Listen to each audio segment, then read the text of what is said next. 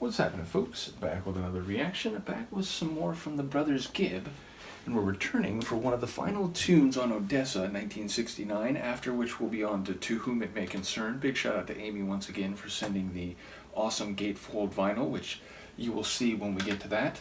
I think I did show it in one previous reaction, now that I say that. Nevertheless, we're going to listen to Never Say Never Again.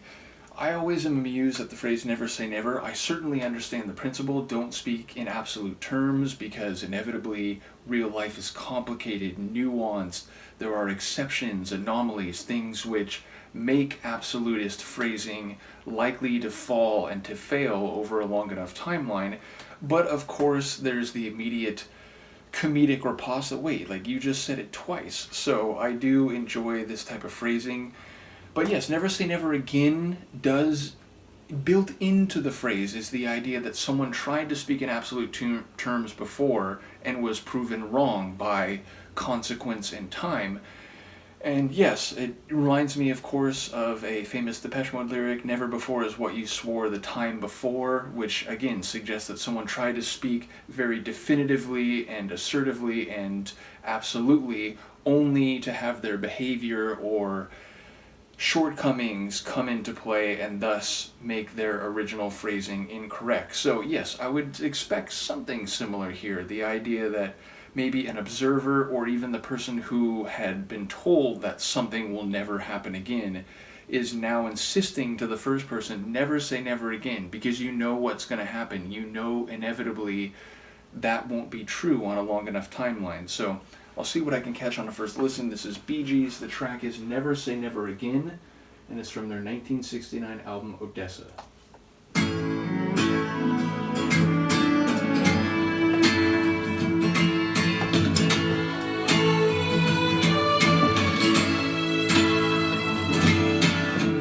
Your lips could never show a smile.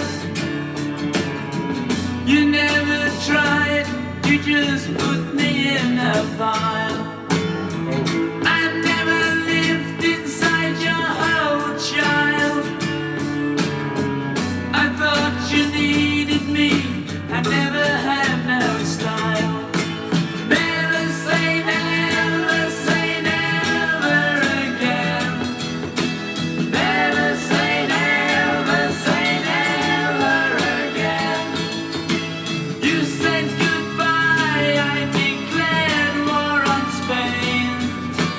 Never say never again. Your eyes could never show a grin. You never tried, you just put me in a tin. I never lived inside your poor child. You know I needed you, but look at the shape I'm in. Never say never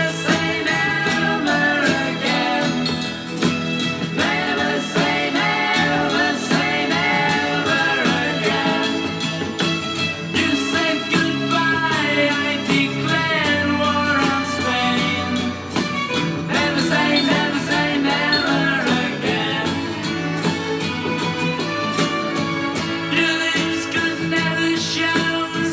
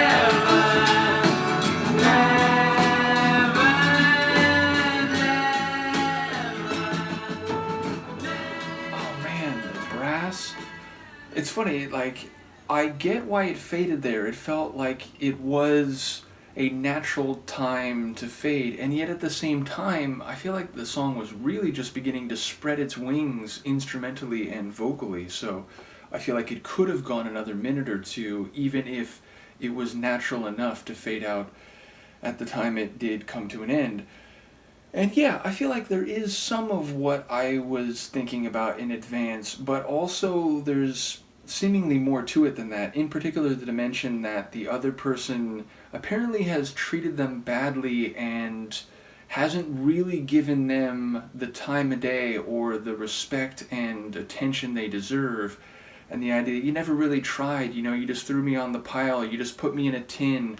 I was something to be possessed, used, and discarded rather than someone to be cherished, appreciated in full, and shared with. So it feels like there is a bit of sadness, maybe not overtly bitterness, but like, hey, like, do you know what you've done to me? Do you know the state I'm in?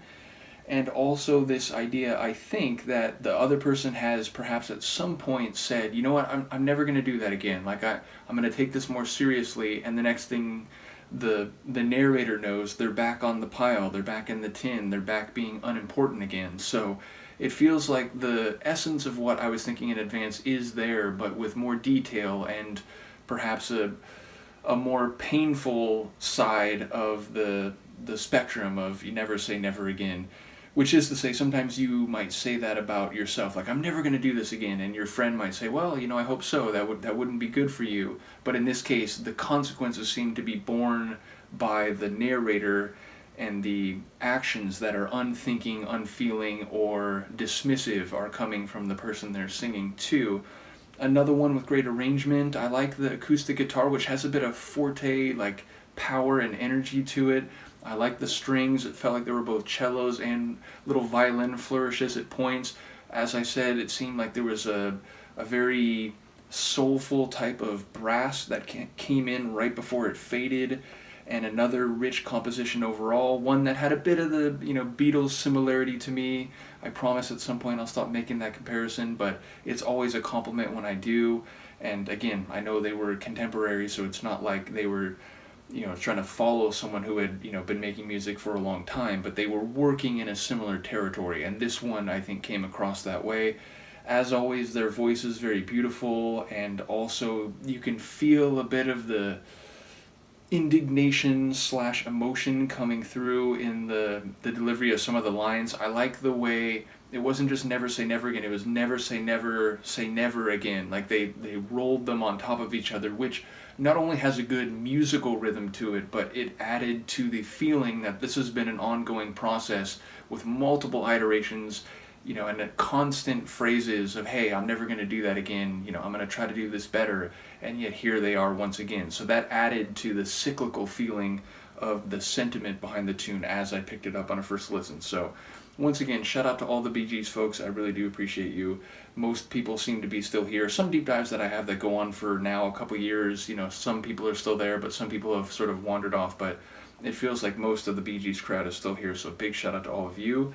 As I said, there's only a couple tunes left, and that's right, 1st of May, I think I definitely reacted to, and I think someone even mentioned that, because I was worried about that. It's like, oh wait, I did that Volume 1 compilation, which I think came from Kim, so shout out to you as well. But yes, the last tune I don't think I've reacted to, which is the British Opera. So as far as I know, and I will check on YouTube Studio, but we'll do that, and then we'll be on to Whom It May Concern, which I'm very looking forward to, not in the least because of the gatefold with the pop-up figures and so on. I'm very much looking forward to getting back to that and listening to the songs. Do let me know what you think of this, and I will see you next time. Peace.